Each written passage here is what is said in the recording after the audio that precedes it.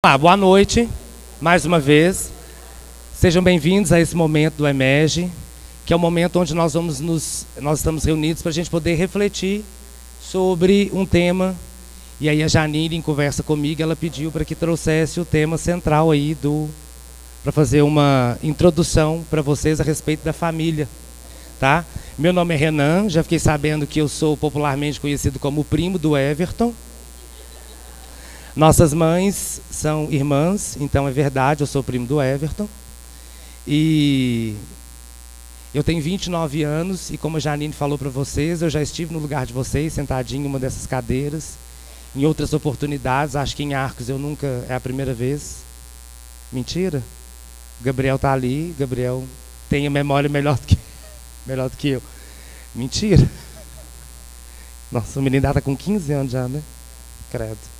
Enfim, aí, gente, eu sou formado em Ciências Biológicas pela Universidade Federal de Uberlândia. Trabalho... Alô? É para falar? Aí tem alguém chiando. Aí. Ótimo. Muito obrigado. Pessoal, então, continuando. Eu sou formado em Ciências Biológicas pela Universidade Federal de Uberlândia.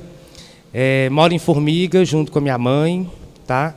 Hoje vieram aqui, a minha mãe está aqui comigo, meu irmão, ali, que também já esteve no lugar de vocês, aqui, né? E tá o meu companheiro também, médio de transporte, porque a gente vem no carro dele, né? Então, tá aqui. Muito bem. Eu não sei fazer palestra de ficar aqui na frente falando. Vocês são livres para interromper, para perguntar, para palpitar, para dar uma nota, a hora que vocês quiserem. Tá? Nós vamos conversar aqui na frente, eu estou aqui só para dirigir um pensamento, uma reflexão que nós vamos ter, tá? Mas todo mundo é livre para falar a hora que quiser. Tá bom? Podemos começar então? Então... o tema Espiritismo no dia a dia, família, reencontros na evolução. E aí nós vamos começar com uma pergunta. Quem acha que nasceu na família perfeita, levanta a mão. Mais uma vez. Quem acha que... A pergunta é, quem acha que nasceu na família perfeita, levanta a mão. Ok, tudo bem. Nós vamos... A intenção é responder essa pergunta no final da palestra, que vocês cheguem no final do estudo, da nossa conversa, da nossa reflexão, sabendo responder se eu nasci ou não na família perfeita. Próxima pergunta. Quem acredita em Deus? Levanta a mão. Tem gente que está lá na arquibancada que não acredita em Deus, que eu estou vendo. Olha lá, gente, o Everton, meu primo, chegando atrasado. Então, quem acredita em Deus levantou a mão, beleza. E nós vamos partir daqui, EMERGE, para a gente começar a nossa pergunta, a nossa reflexão. O EMERGE é o Encontro de Mocidades e Juventudes Espíritas, certo? Se é o Encontro de Mocidades e Juventudes Espíritas... Nós somos adeptos da doutrina espírita, acreditamos no espiritismo ou na doutrina espírita, ok? Mas o que vem ser a doutrina espírita? Alguém quer arriscar? O que é o espiritismo? O que é a doutrina espírita? Não? Então vamos mais. A doutrina espírita é um conjunto de leis que regem o espírito. Então, ela é um conjunto de leis morais que dizem respeito à conduta do espírito, de como o espírito deve agir diante das encarnações e diante da eternidade. Tá bom? E aí também a doutrina espírita, para nós, encarnados, ela serve como um óculos. Quem usa óculos aí tem algum defeito, alguma deficiência na visão. Miopia, astigmatismos. Então, e usa óculos para que a lente dos óculos possam corrigir o defeito que tem na visão. Quando eu tiro o óculos, eu não enxergo bem. Eu tento focar, tenho que diminuir a luz, eu tenho que aumentar a luz, eu tenho que chegar perto, eu tenho que distanciar. Isso atrapalha a minha visão. Então, quando eu ponho os óculos, eu consigo enxergar de forma perfeita. Não é isso? Quem usa óculos aí? Ok? A doutrina espírita vem fazer isso conosco. Ela vem para poder aperfeiçoar a nossa visão como espíritos diante do mundo encarnado, como quando a gente estiver encarnado, e quando a gente está desencarnado também. Tá bom?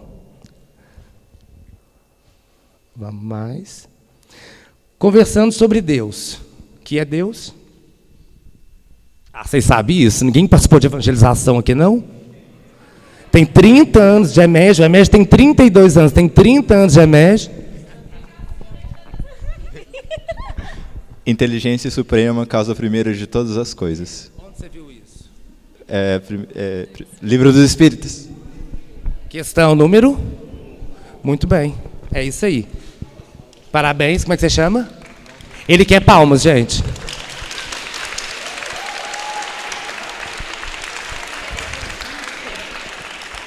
O interessante dessa pergunta é que Kardec não coloca o que é Deus. Ele pergunta que é Deus porque é uma forma de não limitar a resposta dos espíritos. Tá? Então ele pergunta que é Deus como uma forma mais abrangente e os espíritos respondem isso que o... Seu nome? Isso que o João trouxe para nós. Deus é, dito pelos espíritos, a inteligência suprema e causa primária de todas as coisas. Ou seja, tudo que existe teve partido de Deus, da energia de Deus. Ok até aqui, gente? Muito bem. Livro dos Espíritos. Deixa eu passando isso aqui que eu estou sem assistente. Até aqui tá bom. Livro dos Espíritos, questão 13. Vem falar dos atributos da divindade. E eu acho que não deve ter alguém aqui que discorde desses atributos da divindade. Deus é eterno, Deus é infinito, Deus é imutável, imaterial, único, onipotente, soberanamente justo e bom. Isso está onde? No Livro dos Espíritos. Ok? Um guia que nós temos, né, que foi psicografado aí, né, através de várias cartas, de várias mensagens, né, foi colocado no papel, foi decodificado pelo Allan Kardec, e aí ele traz isso para nós, que Deus tem, esses são alguns dos atributos. Por que alguns? Porque nós aqui, enquanto encarnados, ainda temos uma condição limitada, uma visão limitada, o materialismo nos limita. E aí, quando a gente sai do corpo de carne, a gente tem uma condição de entender Deus através de uma outra perspectiva, que é a perspectiva verdadeira, a perspectiva do Espírito. Ok? Então, resumindo, Deus é perfeito. E se é perfeito, não tem? Eu sou professor, tá? Deixa eu contar para vocês. Dou aula de ciências, aí eu pergunto para meus alunos se estão ou não, e eles respondem. Ok? Deus é perfeito. Se ele é perfeito, não existe? Não existe defeito. Não existe erro. Não existem imperfeições. Certo? A partir disso, então, eu disse para vocês, está lá, no Livro dos Espíritos. O Espiritismo está embasado nessas 10 leis, que são leis naturais ou leis morais. Tudo aquilo que é natural vem de Deus, então não tem erro. Essas leis são imutáveis, essas leis não têm data de validade, não tem emenda constitucional, não tem nada que possa ser agregado a essa lei. Existem formas variadas de entendimento, de visão sobre essas leis, mas elas são as leis que regem toda a vida espiritual. Tá? Lembrando que nós somos espíritos e estamos encarnados. Então, essas leis também servem para nós. Tá? E aí, a pergunta que fica é, mas você não veio aqui para falar de família? O que você está falando sobre isso aí?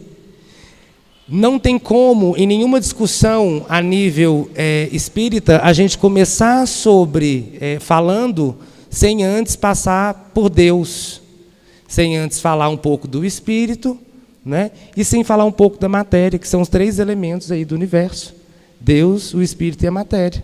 Então não tem como a gente começar a fazer uma reflexão sem antes a gente passar por Deus.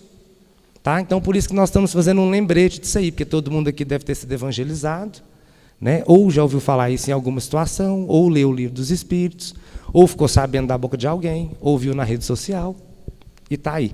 Essas leis são as leis que regem a vida do espírito. E temos também, quando encarnados, as leis que são normais ou orgânicas, e essas leis vão ditar como que as pessoas, os seres humanos, devem agir. Ok? E aí, então, o tema família vem para poder obedecer uma dessas leis naturais, que é a lei natural de número 6, que é a lei de sociedade. E aí nós vamos fazer uma reflexão a partir disso. E isso também foi retirado do Livro dos Espíritos, tá bom? As perguntas que Kardec fez para os espíritos. E aí vem dizer para nós, qual é a primeira forma de sociedade em que somos inseridos? Eu pergunto para vocês, não é o Kardec ainda. Qual é a primeira forma de sociedade na qual nós somos inseridos? A família. Todos nós nascemos numa família. Então, a primeira forma de contato social com mais de uma pessoa é com a família. E o que é uma família? No que se constitui uma família? Alguém? Pai, mãe, filhos, irmãos. Isso é o material. Vamos mais. Quem cuida. Aí nós já estamos entrando numa coisa que, já fica muito bacana, que é a questão da evolução da palavra família, né? Que aí antigamente era, né, a ligação entre o homem e uma mulher, né, o masculino e o feminino, e aí isso ia gerar descendentes e tudo mais. Hoje em dia várias configurações de famílias são aceitas pela sociedade, né? Em alguns lugares menos aceitas, em outros lugares mais aceitas, né? E aí então, gente, a família entra isso tudo que vocês falaram, entra pai, entra mãe, entra avó, entra tia, entra irmão, irmão mais velho, irmão mais novo, irmão do meio, 5 filhos, 3 filhos, 1 filho, né? Tem gente que tem cachorro, tem gente que gosta de animal, isso tudo é família. Tá? A família, ela diz respeito aos laços que nós criamos enquanto espíritos, e nós nos ligamos, nós vamos ver mais para frente, pelos sentimentos que nós temos em comum, pela afinidade que nós temos em comum com esses espíritos, pela energia que a gente emana, pelo amor que a gente dá e pelo amor que a gente recebe. E isso formam-se as famílias. Tá? Nós vamos chegar lá. Questão 766 do Livro dos Espíritos. Alguém sabe de cor?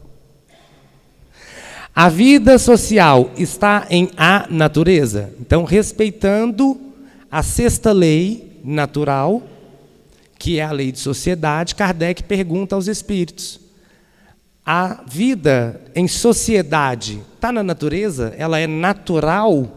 Se é natural, é de? Então, é de Deus viver em sociedade? Traduzindo. Eles vêm responder: sim, certamente.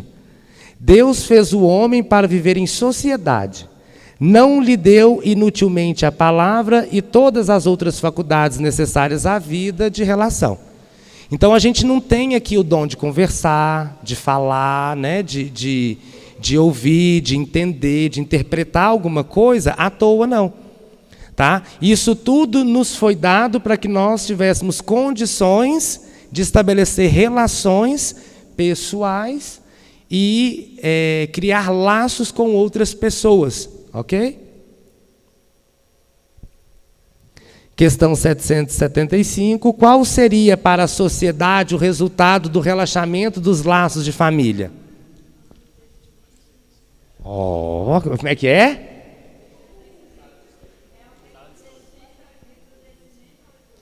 Muito bem. O que significa isso? A quem? Não é só a volta, não. É ele piorado. É ele muito aumentado. Tá? É ele em nível hard. Ok? É ele arrebentando com tudo. Então, é isso que seria se não houvesse a família. Se acabar os laços de família, o que nós vamos ter? Nós vamos ter sociedade que nós estamos montando hoje. Como assim? Sociedade que preza o materialismo e o individualismo. Hoje nós vivemos numa sociedade assim. Eu não sou assim, tudo bem, mas tenho certeza que vocês conhecem uma pessoa que é assim. Nós vivemos hoje, infelizmente, numa sociedade onde os laços de... Porque a família, gente, ela é algo que tem a ver com solidariedade. Uma palavra para sinônimo de família é solidariedade. Por quê? Um dia eu não tenho dinheiro. Aí eu vou pedir meu irmão. Aí ele vai dar sim, gente, que ele é bonzinho. E aí, em outro momento, é a minha vez de abrir mão de alguma coisa para ele. Que ele vai virar e falar assim, ó, eu estou precisando disso. Isso é a troca, isso é ser solidário. Tá? A família é algo que incomoda. Meu irmão detestava que eu chutava o chinelo dele. Põe o chinelo certinho, eu passava lá correndo. E aí ele vinha correndo atrás de mim. Você está lá no seu quarto com a luz apagada. Entra seu irmão, faz o quê na luz? Pá, a luz acende. Te incomoda. Família é incomodar. Família é incômodo. E aí você está lá ouvindo uma música tranquila no seu quarto, no momento de meditação, relaxando. De repente chega o irmão com o carro no som, bem alto lá, tocando um trem totalmente diferente daquilo que te faz conectar. Te incomoda. Você deixa de amar? Deixa de gostar? Então, família é feito nessas pequenas coisas. Família é solidariedade, família é incômodo. Família é algo que, se não tiver incômodo, se não estiver incomodando a gente, não gera o amor. E aí tem uma historinha de evangelização infantil, que a moça desencarna, chega no céu, achando que está no plano espiritual, né, achando que estava arrasando. Porque ela tolerou o marido dela durante não sei quantos anos. Ela já estava querendo saber onde estava o edifício dela lá, que ela ia morrer, que ela ia ocupar. Aí os espíritos foram para ela e falaram assim, não, a senhora vai reencarnar de novo agora para aprender a amar. Porque tolerar é diferente de amar. E o amor, não sei se alguém já falou isso para vocês, ele não tolera tudo, não. Isso aí é ser bobo. O amor não tolera tudo. O amor vai até onde ele tem limite, até onde ele dá conta de ir. Ok? Tem aqui?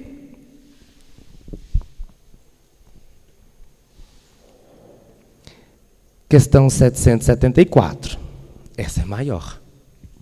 Há pessoas que, ao fato de os animais, ao cabo de certo tempo, abandonarem suas crias, deduzem não serem os laços de família entre os homens, mais do que resultado dos costumes sociais e não efeito de uma lei da natureza. Fez a introdução, né? Que devemos pensar a esse respeito? Vamos traduzir a pergunta aí.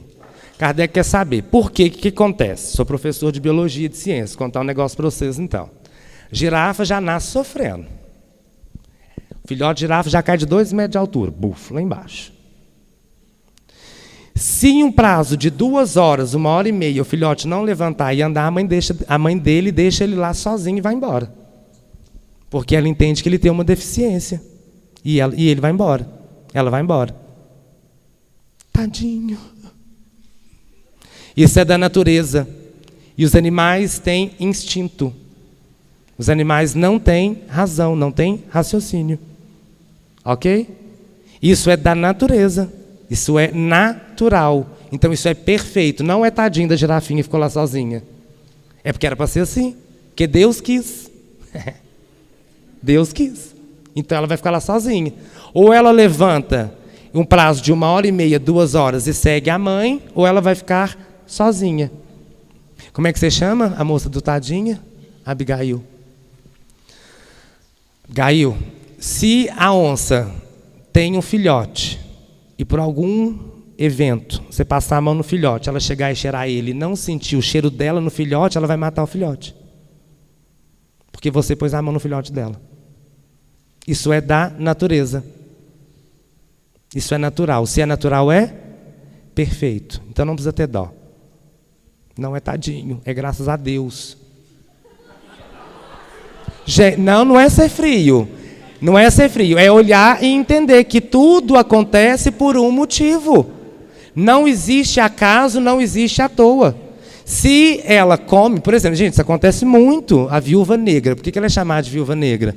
Porque ela cruza com o macho, que é menor do que ela 10 vezes, e a viúva negra tem 1 centímetro com as patas. Depois ela mata ele para servir de comida para os filhotes. Tadinho. Morreu. Mas vai alimentar alguém. Nada é à toa. Aranha. Também não gosto, não. A fêmea do louva-a-Deus também faz isso. Ela louva a Deus e mata o macho. Para dar de alimento para o filhote. E quem somos nós para poder recriminar isso que é da natureza? Se é da natureza, é de quem? Então é perfeito. Muito bem, vocês estão ficando muito bons na resposta. Então é normal a gente pensar isso, como é que acontece? Tem ser humano que pensa que por causa do animal abandonar o filhote depois de certo tempo, que ele pode fazer isso também. Está certo ou está errado? Para conosco, espécie humana, tá? Os espíritos encarnados aí. A resposta é essa. Diverso, ou seja, diferente do mundo dos animais, é o destino do homem. Porque, então, querem identificá-lo como estes? Por que a gente quer ser igual ao animal se nós somos diferentes deles? E nós sabemos disso. Ok? Dos animais, do reino animal, que eu quero dizer, sem a capacidade de raciocínio, de razão. Porque a espécie humana também está enquadrada dentro do reino animalia, onde estão todos os animais. Ok? Há no homem alguma coisa mais, além das necessidades físicas, há necessidade de progredir. Os laços sociais são necessários ao progresso, e os de família mais apertados tornam os primeiros. Tornam os laços sociais mais apertados. Quando a gente vive em família, a gente aprende a viver melhor em sociedade. Porque a família é o nosso primeiro contato com o social. Onde que eu parei? Eis porque os segundos constituem uma lei da natureza. Quis Deus que, por essa razão, os homens aprendessem a amar-se como irmãos. Então, não é à toa que nós nascemos em família, tem um objetivo aí. O objetivo de nós nascermos em família está grifadinho ali, ó, de nós não abandonarmos os nossos filhotes. E, na natureza, qual é o único filhote que não nasce pronto? O ser humano. Quem aqui se alimentou sozinho no primeiro dia de vida? Nasceu, bateu o rango lá, o prato bem grande, e ficou feliz. Quem aqui trocou a primeira fralda sozinho? Ou nem precisou de fralda, né? Já foi direto ao banheiro, por exemplo.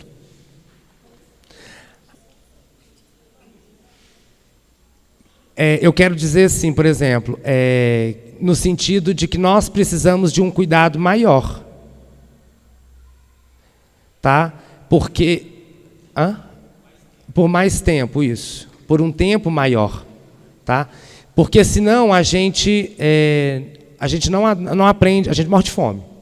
Se não tivesse tido sua mãe, você ia morrer de fome. Ou quem tiver cuidado de você quando recém-nascida, você ia morrer de fome.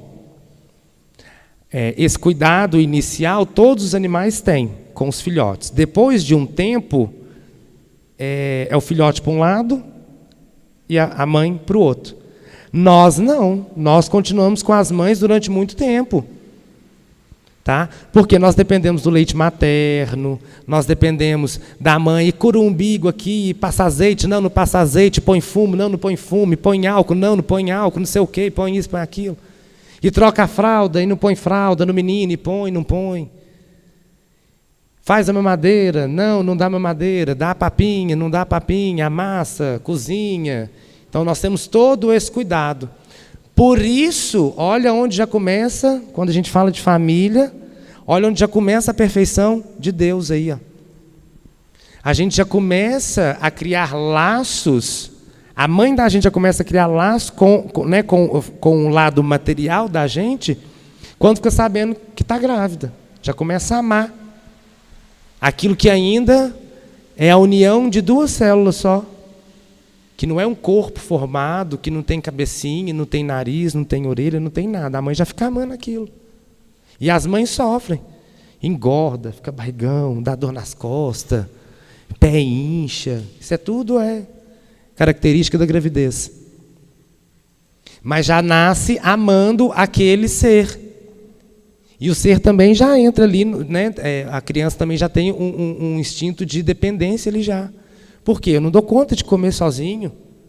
Eu não sei andar. Eu não dou conta de ir ao banheiro. Então eu preciso de alguém que me ajude a fazer isso tudo.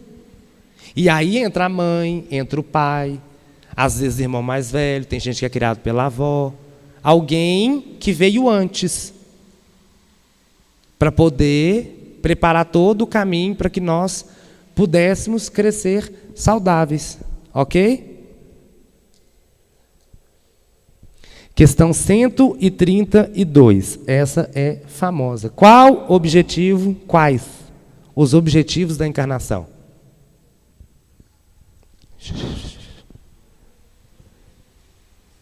Um deles, evoluir. Objetivos da encarnação são basicamente chegar à perfeição e tomar parte naquilo que nos cabe fazer para ajudar Deus na obra dele. Então nós não encarnamos à toa, ninguém está a passeio, todo mundo sabe disso. E aí o que acontece? A gente já vem em família para poder ajudar a completar a lei, né? a contemplar a lei de sociedade imposta por Deus. E não sei se vocês lembram que a 7ª lei é a lei do progresso. Estava escrito ali. E aí já entra aqui nesse lado da encarnação. Todos nós encarnamos para progredir. E para ajudar Deus em alguma coisa que a gente possa fazer de útil na obra que Ele criou, em tudo que Ele criou. Está lá, ó. Lei de sociedade, é a 6ª lei, por isso que a gente nasce em família, para contemplar essa lei. Por isso que nós estamos aqui num grupo, contemplando essa lei. E a lei da encarnação entra dentro dessa lei, que é a 7ª lei, que é a lei do progresso. Alguém quer falar alguma coisa? Perguntar? Não? Então vamos mais. O que acontece com quem descumpre uma lei?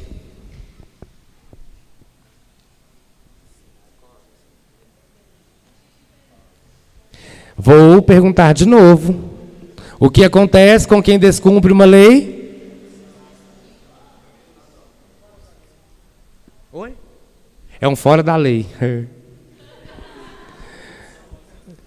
Vai ter uma punição. Se for uma lei dos homens aqui, pode ser preso, pode pagar a cesta básica, né?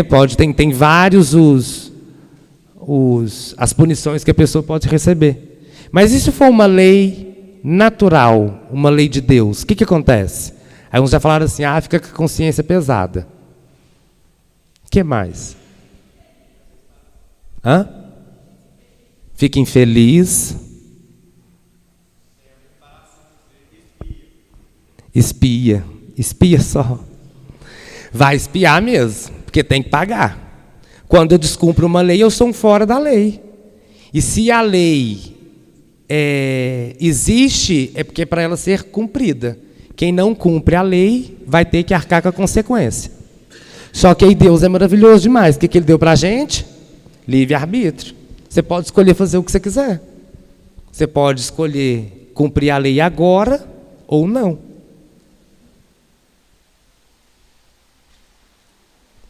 Você não é obrigado a nada. Ninguém é obrigado a nada. Não sou obrigado. Agora não. Mas vai chegar um momento em que eu vou ter que contemplar essa lei. Eu vou ter que assumir e falar assim que agora vai. Eu vou ter que cumprir essa lei. Porque lei é para ser cumprida. Quem não cumpre sofre punições.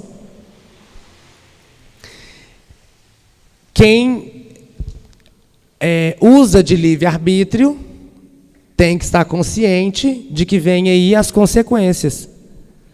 Porque quem usa do livre-arbítrio faz escolhas, certo? E aí quando eu escolho alguma coisa, eu sempre deixo outra de lado. E isso gera consequências. E uma dessas consequências, na maioria delas, vai ser resolvida quando a gente se reencontrar. Por isso que nós estamos reencarnando aí com as mesmas pessoas da nossa família, ora pai, ora filho, ora irmão, ora avô, ora tio. Há muitas e muitas encarnações. Não é a primeira vez que a sua mãe é sua mãe, ou que você é um filho. Isso já acontece há muitas encarnações. E isso vem para poder contemplar justamente isso que está falando ali, uma consequência de uma escolha que eu fiz. E aí chega um momento que eu vou ter que colocar em pratos limpos aquilo que eu escolhi fazer. Então a família, gente, ela vem para contemplar duas leis: sociedade e progresso. Lembrando, mais uma vez, que família é aquilo que incomoda. Se não me incomoda, não gera amor. A gente aprende a amar em família pelo incômodo que as pessoas que estão em família causam em nós. Tá bom? Como se formam as famílias? Nós recorremos ao Evangelho segundo o Espiritismo. E aí, no item 18 a 20 do capítulo 4, ninguém pode ver o reino de Deus se não nascer de novo. Nós vamos ver que as famílias são formadas pela afeição, pelos sentimentos, pela vibração que eles trazem consigo, tá? Pela simpatia que os espíritos têm uns pelos outros. E aí, e pela identidade das inclinações. Tá? Então, pela faixa vibratória que nós estamos, aquilo que a gente ainda consegue, que a gente não consegue. E aí a gente se reencontra também, não só aqui na Terra. Nós formamos grupos no plano espiritual também. Tá? E nós nos reencontramos no plano espiritual pelos mesmos motivos que estão aqui, esses 3 motivos que estão aí.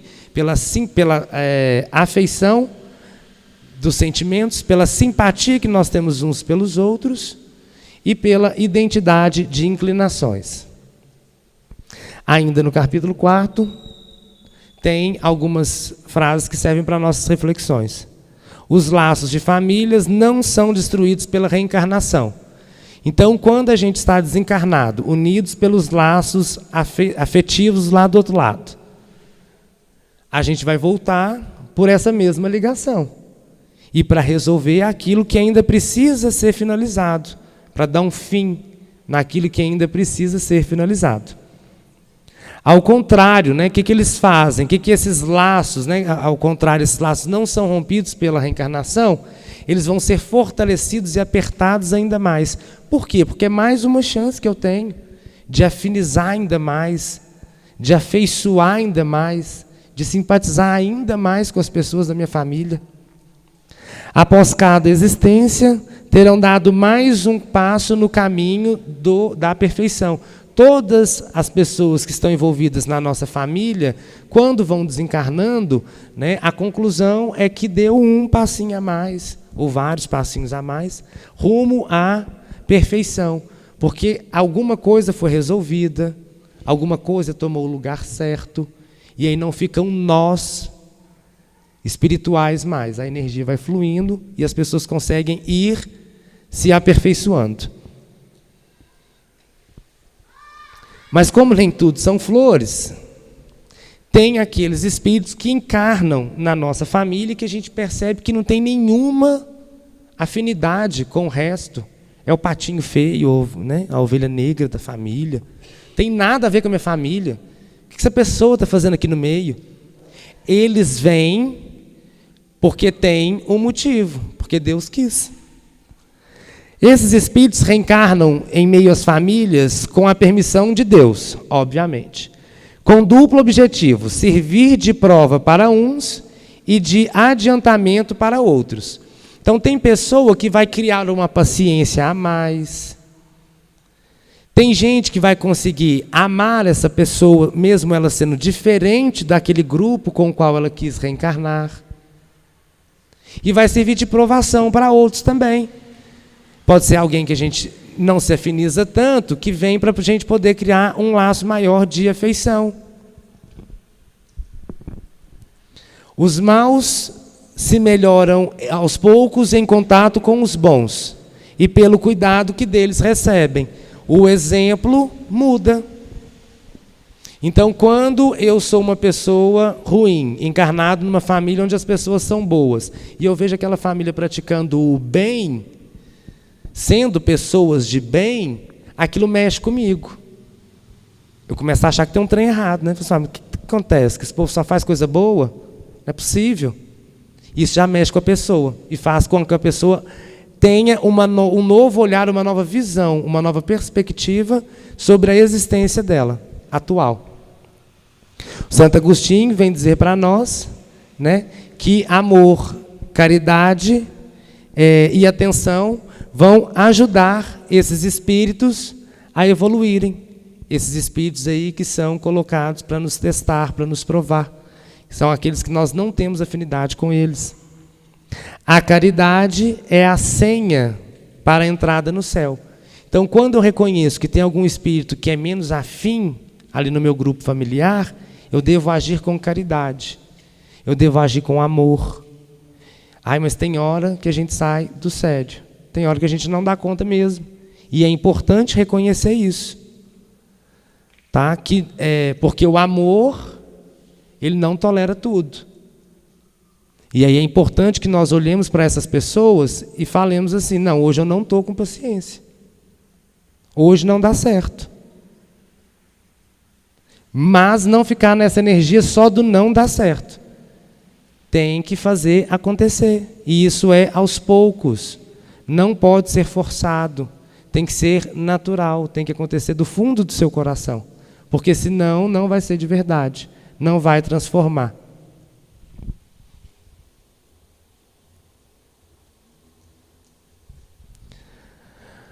Honrai vosso pai e vossa mãe, e tem 3, piedade filial. Esse está no capítulo 14. Responsabilidade dos filhos para com os pais. Tratá-los com amor, respeito e cuidado, com submissão e condescendência. Assisti-los nas suas necessidades, proporcionar-lhes conforto na velhice. Eles já fizeram isso tudo por nós. Se nós estamos aonde nós estamos hoje, saudáveis, bonitos, com todas as faculdades dos sentidos funcionando direitinho, né? Ninguém está mutilado, ok? É porque nós recebemos cuidado. Ninguém foi largado na vida, abandonado, como o filhotinho, o coitadinho do filhotinho de girafa que não levantou. Tá? Então é porque nós recebemos cuidados. E aí chega um momento em que é a hora de nós retribuirmos tudo isso. E quando é esse momento? Só quando meu pai está na velhice? Quando a minha mãe está na velhice? Não, é quando eu tenho já consciência de que eu consigo fazer alguma coisa por eles. Com 3 anos, com 7 anos, com 10, com 40, com 50. Seja a idade que eu tiver, quando eu olhar para mim e reconhecer que eu dou conta de fazer algo para os meus pais, eu devo fazer. Que seja ir no supermercado ajudar a trazer uma sacola para casa, que seja acompanhar numa consulta médica, que seja sentar e assistir televisão, que seja fazer companhia.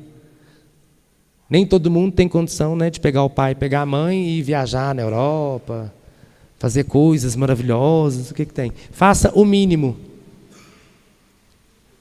O amor está escondido nas pequenas coisas.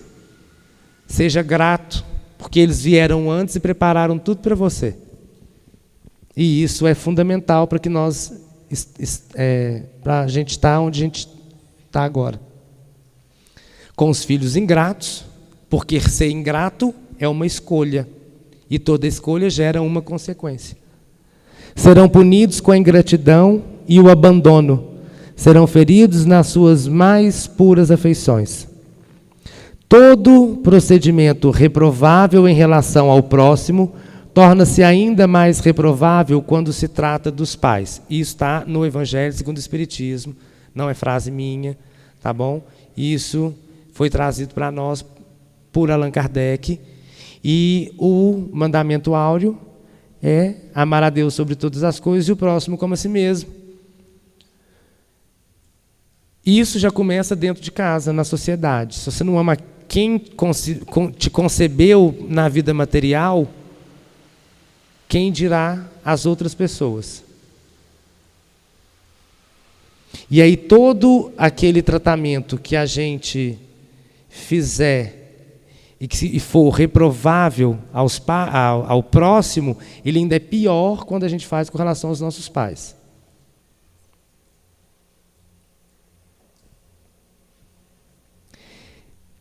Jesus traz nesse capítulo uma reflexão muito bacana, quando ele faz a seguinte pergunta. Ele estava, reunido, a multidão em volta dele, e aí ele chega, a mãe com os irmãos dele, e chamam ele. Ele estava conversando com o pessoal lá, e aí, a hora que eles chamam ele, ele pergunta, quem é minha mãe e quem são os meus irmãos?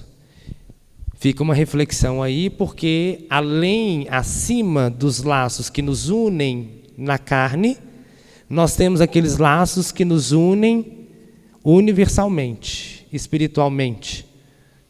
Nós somos feitos do mesmo princípio, da mesma energia vital, e isso tem um motivo. Nós somos todos uma família só. Nós somos a família universal. Agora eu pergunto de novo, quem aqui nasceu na família perfeita? Acorda, gente, quem nasceu na família perfeita? A resposta para essa pergunta é uma só: todos. Todos nós nascemos na família perfeita. Todos nós estamos no lugar devido. Todos nós passamos pelos problemas que temos que passar. E esses problemas são consequências de escolhas.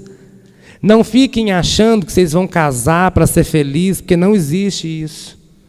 Não existe casamento para ser feliz e tudo mais. Isso está também no Evangelho. A felicidade não é desse mundo. Então, se você acha que você vai casar para ser feliz, isso não dá certo. Casar para ser feliz, o único objetivo do meu casamento é para eu ser feliz, é entrar numa barca furada.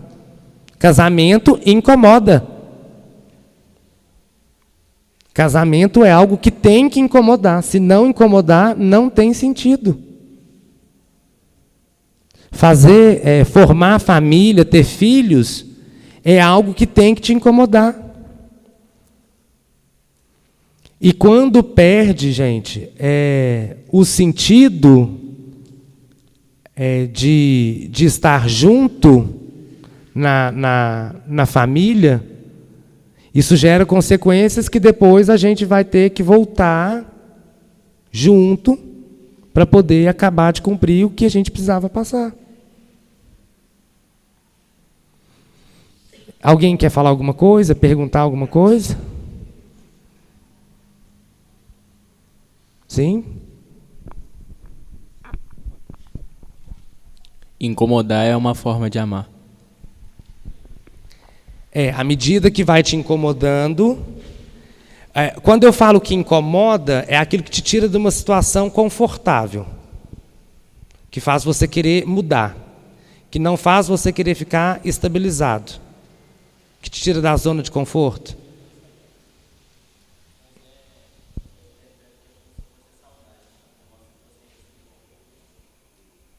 Sim.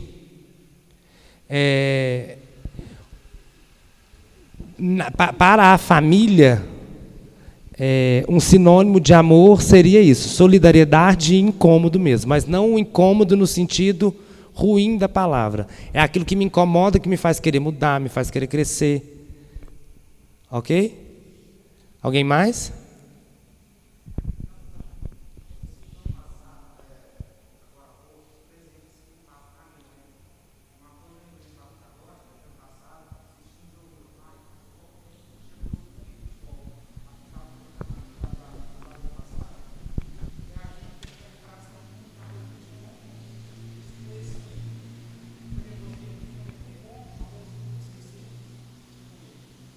Como é que você chama? Felipe, isso faz desatar laços, nós, no seu sistema familiar. Isso faz a energia do seu sistema correr mais livremente.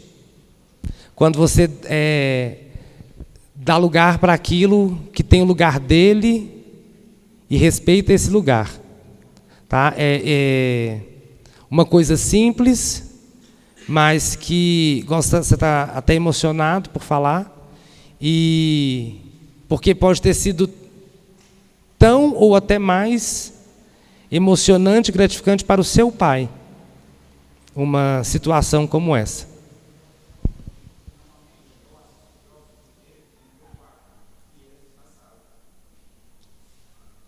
Até isso mudou. Antigamente, quando as pessoas queriam ouvir música, é onde a gente vê muito individualismo, questões para nós raciocinar, pensarmos, refletirmos. O individualismo vem mudando até isso. Hoje em dia, as casas, cada um tem uma televisão num quarto, cada um tem o seu aparelho de som. Antigamente, as pessoas custavam a ter aparelho de som. Então, as pessoas se reuniam numa praça, por exemplo, ou na casa de alguém, para poder escutar música todo mundo junto. Hoje em dia, cada um com o seu fone de ouvido. Isso é resultado do aumento do individualismo que vem sobrecarregando a nossa sociedade. E nós estamos esquecendo de que todos nós somos uma família só. Nós somos uma família que tem aí como um pai maior a energia que nós chamamos de Deus. E aí um dos resultados desse aumento do individualismo, a gente vê muito por aí. É fone de ouvido, é um no quarto, outro na sala. É gente que muda o horário de almoço para não estar junto. É cada um num carro, tanta quantidade de carro, vejo por Formiga, que é onde eu moro. Formiga tem, por exemplo, dia de chuva igual estava hoje, você sair para procurar estacionamento no centro da cidade é impossível. Vai uma pessoa em cada carro trabalhar. Não tem vaga. Não tem solidariedade. Não tem, ô fulano, eu passo na sua casa, te pego hoje, amanhã você vai no seu carro, me pega lá em casa, vamos conversando, vamos trocando uma ideia. E isso faz diferença. Alguém mais? Quer fazer um comentário, uma pergunta? Não?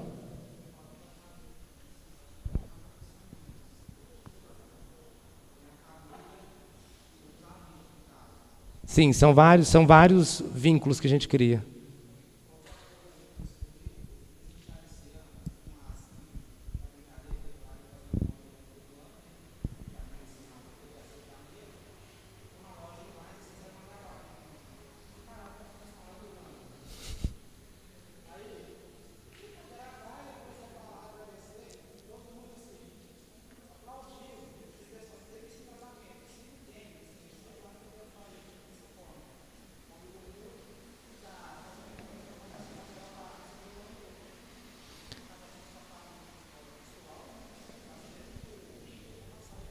É muito legal isso que você colocou. A família ela não é só a consanguínea. Existe família. Isso aqui é uma família. Cada mocidade na sua cidade com seus jovens é uma família. O grupo de amigos que nós temos é uma família, porque nós estamos todos ligados pelos laços de afeição, pela simpatia, pela energia que nos atrai. Tá? Vocês podem perceber que pelo menos uma característica vocês têm em comum com os amigos de vocês. Ninguém é desigual, ninguém é totalmente o contrário. E é isso que nos atrai para as pessoas. Pelo menos uma característica em comum a gente tem com um amigo, no mínimo uma. Porque senão não teria sentido a gente estar perto dessa pessoa. Não ia dar liga. Ia ser diferente, ia ser esquisito. Alguém? Gente, então eu gostaria de agradecer pela oportunidade de estar aqui, a pessoa da Janine, do Everton também. Muito obrigado, primo. Obrigado, Janine, por ter me recebido muito bem, toda a paciência no WhatsApp comigo. E obrigado a todos vocês pela paciência. E é isso. Obrigado.